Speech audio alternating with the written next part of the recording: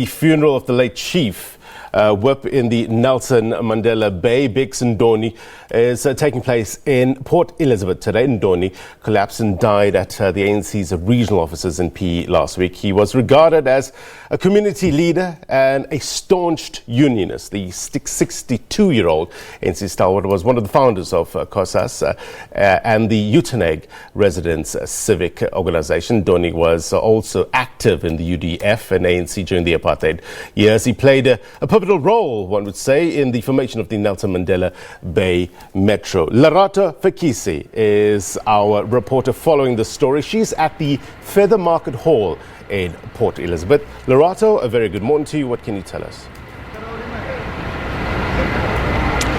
Blaine, a unifier, a humble man who always put the needs of the people before himself, are some of the sentiments coming out as we arrived here at Feather Market Hall for the funeral of Bicks Ndoni. Earlier on, I spoke to Gugile Nkwindi, who said that, you know what, he played a pivotal role, like you said in your intro, of unifying the municipalities to dispatch and PE. And at that time, Blaine was actually the mayor of Uitenhage. But unlike any other leaders perhaps that we see right now, he wasn't the first one to say, you know what, because I'm a leader in Uitenhage and a mayor there, please make the mayor of the Nelson Mandela Metro. Instead, he said, whoever who you guys feel is the best mayor, then you guys put that person forward. So humility, a unifier, especially at the time, Blaine, right now, if you look at our metro, so much disgruntlement, so much lack of unity.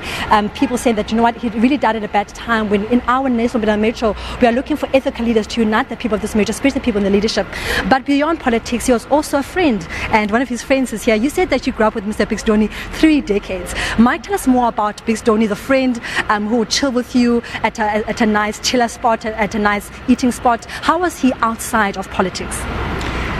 We've come here to say goodbye to a very good soul, a true human being, a man of peace, but a man of action. Bicks is a friend to me and hundreds of other people, both here in the Eastern Cape and abroad. A man who loved the good things in life, who loved his own space, who enjoyed the company of good friends, a family man, a man of many talents, but a committed public servant, a man who surely will be missed by hundreds of people throughout our region and our country. Mike, you were a very close friend to him. How would you remember him just as someone that was a friend to you? What are some of the fond memories as a friend that you have of him? I will remember him for his wisdom, for his passion for education, for his passion for economic freedom and transformation. I will remember him for respect for other human beings. I will remember him for his good counsel. He would always advise me, don't rush with your responses. Don't rush with your answers. There's always a response embedded within a crisis. I always envy that kind of a counsel from him. And indeed, at a personal level, it's a great personal loss to me, and I'm sure to his family, to his children, to his wife, and to our community as a Uitenhage. May indeed his peaceful soul rest in eternal peace. Mike, growing up, Mr. Bicks Ndoni, we know him as a politician and councillor, but what kind of man was he just growing up at Uitenhage? He was always an activist. You know, Bicks was always associated with political activism. But he was always associated with the struggles of bread and butter issues. You might have heard that for more than 15 years, he was a shop steward, a NUMSA leader.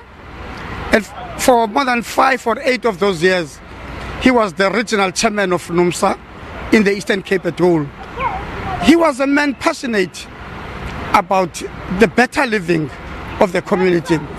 Abantu baseTinaka will remember him for that, for being available for them during the hour of need, for being accessible to them, for being there for them when they need him. And indeed, Abandu, our people, will miss this man.